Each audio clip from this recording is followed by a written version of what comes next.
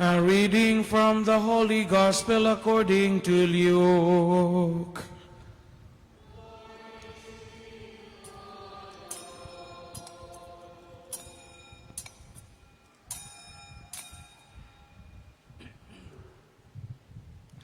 Jesus came down with the 12 and stood on a stretch of level ground with a great crowd of his disciples and a large number of the people from all Judea and Jerusalem and the coastal region of Tyre and Sidon. And raising his eyes towards his disciples, he said, "Blessed are you who are poor, for the kingdom of God is yours. Blessed are you who are now hungry, for you will be satisfied. Blessed are you who are now weeping, for you will laugh. Blessed are you when people hate you, and when they exclude and insult you, and denounce your name as evil, on account of the Son of Man. Rejoice and leap for joy on that day. Behold, your reward will be great in heaven. For their forefathers treated the prophets in the same way. But woe to you who are rich, for you have received your consolation. Woe to you who are filled now, for you will be hungry.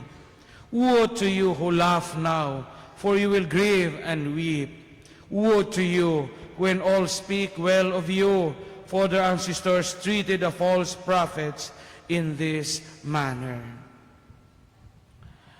The Gospel of the Lord.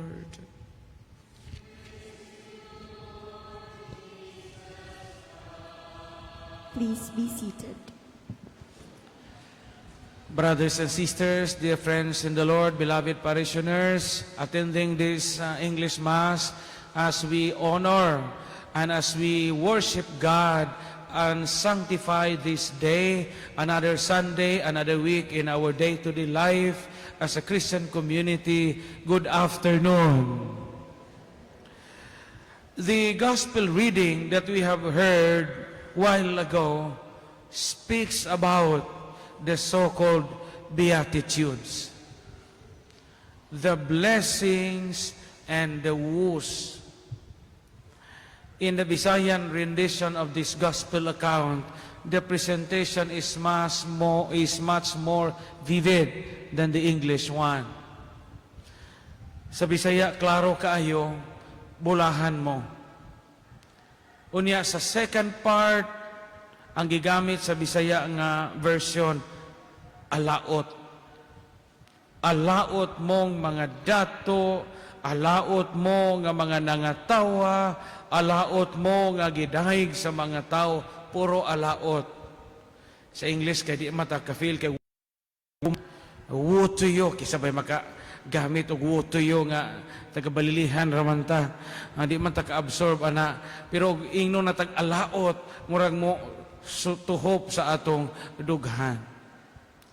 Let me share some few reflections and few insights from the Gospel reading which we can reflect as a Christian community, as a people. Primero, ngano man nga ingon maginog bulahan mo mga kabos, bulahan mo mga gahilak, una alaot mong mga dato. We should not get the impression that Jesus is anti-rich. Waluoy po sa mga dato, oy, atong ingnon nga alaot mo mga dato. Ug na dato, day katungod sa mga kaugalingong paningkamot sa badena. We may have the impression nga basin si Jesus di mo angay mga dato, kaingon siya nga sa Ebanghelyo karon, alaot mong mga dato. Dili. Tanan ba day pong pobreng buutan? Daghang pobreng kawatag manok, daghang pobreng kawatag balimbing, daghang pobreng nga kusog manglile o nay maligo, daghang pobreng nga mga marama, daghang pobreng nga kusog mangilog og juta, daghang pobre nga di manghatag og kaon. Hindi makaingon nga ang mga dato alaot. Kaya daghang mga dato nga buutan. Nga daghan pong pobre nga marama. Unsa magigipasabot sa Beatitude diha sa atong kinabuhi? First, if we try to look at a wider picture, a bigger perspective of our society and our community, we can decipher, my dear friends, the stark contrast between the life of affluence and the life of despondency. Makita jud nato nga ang dato o pobre dako jud diferensya, di ba? Sa aktual nga kinabuhi sa katilingban, ay dako jud diferensya economically, materially, makaingon jud taghayahay jud tong mga dato. Di mo may makalalis ana. Tanawa ko po ng sudan o pobre o dato. Kadakog diferensya ana. Lami jud kaon kanunay ning dato. Kay naman sila ikapalit. Tanawa kitang pobre, kitang apiki, sa may kanunay na ito masudan. Labad dyan na dyan na kanunay, bulinaw nga sigag mata, napay lambijaw nga nahap. Sa may mga sudan na ito, ug dato you can enjoy all the comforts in this life. Ug pobre ka, di ka basta-basta nga makalakaw. Ug pobre ka, di ka makaadto sa mga mahalon nga mga resort o sa mga vacation and tourist destinations. Diyan mo man ka ikaplite. Ug pobre ka ni ka usahay, sagbot kag naong, di madrawing na imong dagway. Diyan mo man ka ikapalit og mga hidhid sa naong. Ingon ana ang hulagway sa katilingban. In a much bigger picture, kinsa may daling madaog-daog sa katilingban, dato ba di ay dili. Kinsa may og naa maghisgot tag hustisya, maghisgot tag kaangayan, maghisgot tag equality, maghisgot ta og fairness sa kalibutan, kinsa man katungod ang dali matamakan, dato ba dili. It's the poor. Tanawa sa to mga opisina, kinsa man og naay mangayog mga papeles, naay mangayog mga ayuda, naay mangayog og mga dokumento, kinsa may dali na tong mabalibaran? Ang pare o gatong mangubkubay o kanal. Di ba? Dali ra kaadjong balibaran tong kisdong agnaong. Dali ra kaayo na tong ingon nga balik sunod semana. Kay ato pang pangitaon ang imong gipangita. Nga naman, pobre man. Pero pare mo ato dito, mayor mo ato di sa opisina, or anak ka gobernador, anak kag dakong tao, anak kag pinakadato nga negosyante sa imong lugar, palinyahon ba ka? Di na. It's always the poor nga kanunay nato nga madaog-daog. Sa prisuhan, sa mga dagkong prisuhan, tanawa, kinsa may dali mga preso? Katubang mga kabos. Napoy mga dato nga mga priso, pero kasagaran sa atong sistema o sa atong hulagway sa katilingban, o pobre gani ka o niya naakay sa o ginagmay nga sap, dali ra ka mapaslak sa prisuhan. Wa makaikadipinsa sa imong kaugalingan. Ingana ang kabos sa katilingban. Dali madaog-daog ang kabos. Dali ang pobre nga matamakan sa mga elepante sa kalibutan.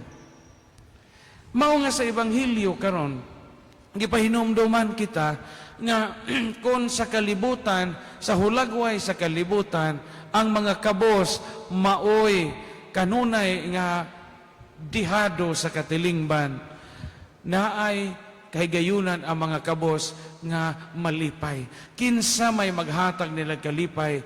Ang Dios. So God is seen here in this context sa Ebanghelyo karon. God is seen as defender of the poor, as consoler of the poor, as provider of the poor, and liberator of the poor. Mong iyon na Ginoo, alaot mo mga dato, kay moabot ang panahon nga waghilak mo o wadya mo na mainjo, kay gipahimuslan na niyo ang tanan. Dili ni pagpanggulat sa Ginoo, dili ni hulga, but it speaks about a certain reality nga diha sa atong kinabuhi, giingnan natangdaan sa Ginoo nga kining atong kwarta, kining atong yuta, kining atong bahandi, kining atong pensyon, kining atong titulo, kining atong pagkasuma cum laude, kining atong pagka-awardee bisan asa, tanan mo labay ra jud ni. Diyamoy mahibilin nato, inig kamatay nato. So pag-ingon ni Jesus nga alaot mo mga dato, kay napahimuslan na ninyong tanan. Nagpasabot daan ang Ginoo nga kining tanan nga niya kanato karon, di jud ni nato mada. Diyan mo jud mada nato, inig biya nato, gikan niining kinabuhia. Wa na magpasabot ang Ebanghelyo karon nga di na mo magpamaningkamot. Kamong mga kita dinhi mga pobrehon, papaningkamot mo, pangiskwela mo, pangnegosyo mo, pangabroad mo, aron ta mga dato. Wa mayon ang Ginoo nga di dautan ni magpakadato. No.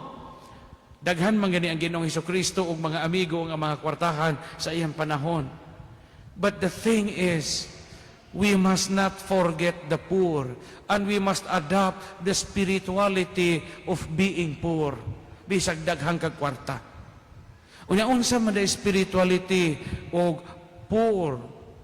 Ang kabos kanunay mabati niya nga naa say panginahanglan. Ang uban manggod ang pinakadakong tentasyon sa mga dato, mga igsuon. Dili pud tanan, pero ang dato gadunahan ka, maghinubra gani imong kwarta, usa sa tentasyon nga usahay mahagbong ka, kanang maghuna-huna ka nga mahimo nimo ang tanan. Kaya naamagod nimo ang tanan. Pero ang pobre wa jamuna niya. Kay kahibaw ang pobre nga kanunay siya, nga wa siya ikabuga. Bisan gani sa pagkaon, tanawa. Tanawa ko ng kinanaan atong mga kabos o kinanag mga dato. Diferensya na gani na daan.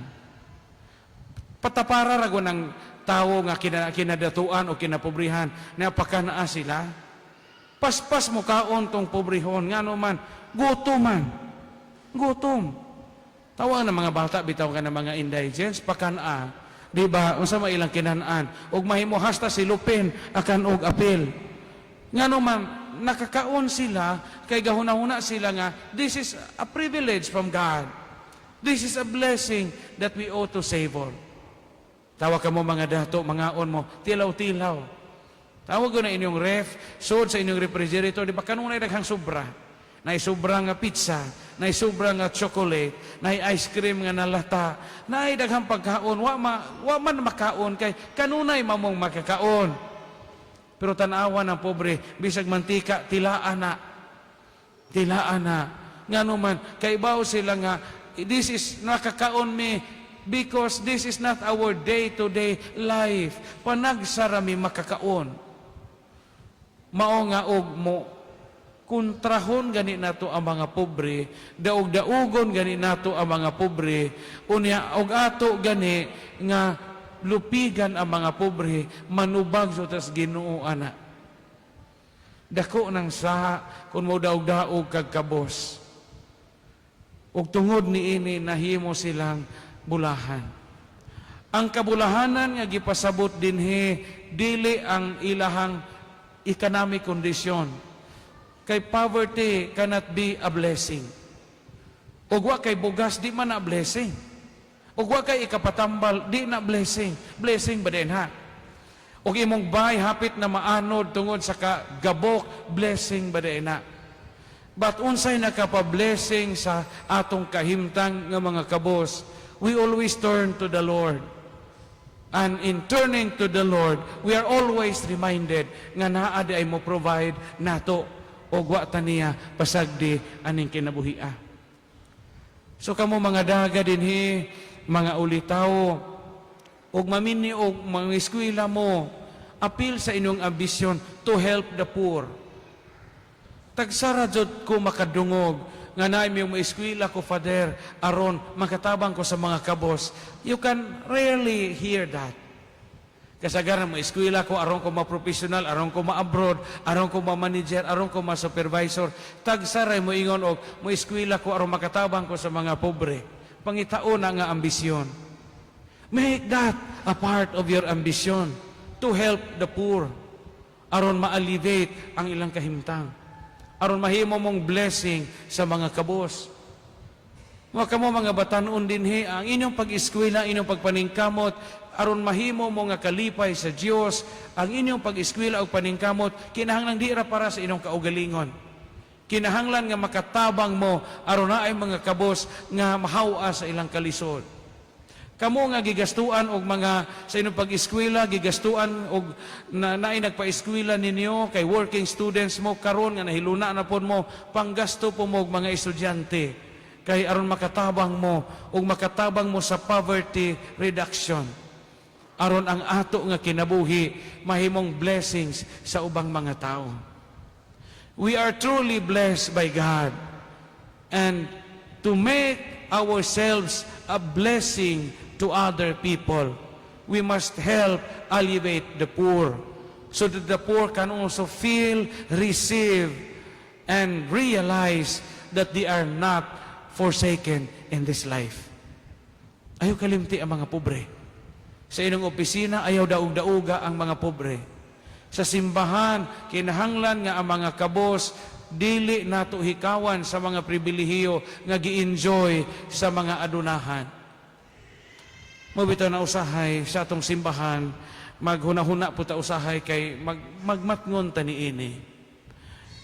Nabitaw moingon nga ngano man padre nga kining nangamatay na uban namatay siya makaadlaw gihaya 20 kaadlaw gihaya unya kada adlaw tulo ka pari ang magmisa. Daghan laging week mass father nabulit laging bindita ilang minatay. Unya amo wa mo lagi bisag usa ka pisig. Mamalandong taniana. Ang mga pari, unsa may attitude sa mga pari namo nga mga leader sa simbahan. Basin og kami identified sa mga dato og dili identified sa mga kabos nga mga parokyano.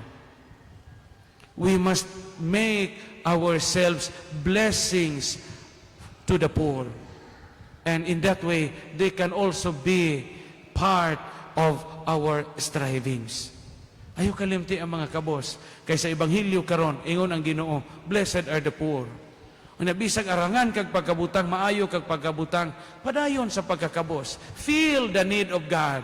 Feel and realize that without God, I can do nothing. Amen.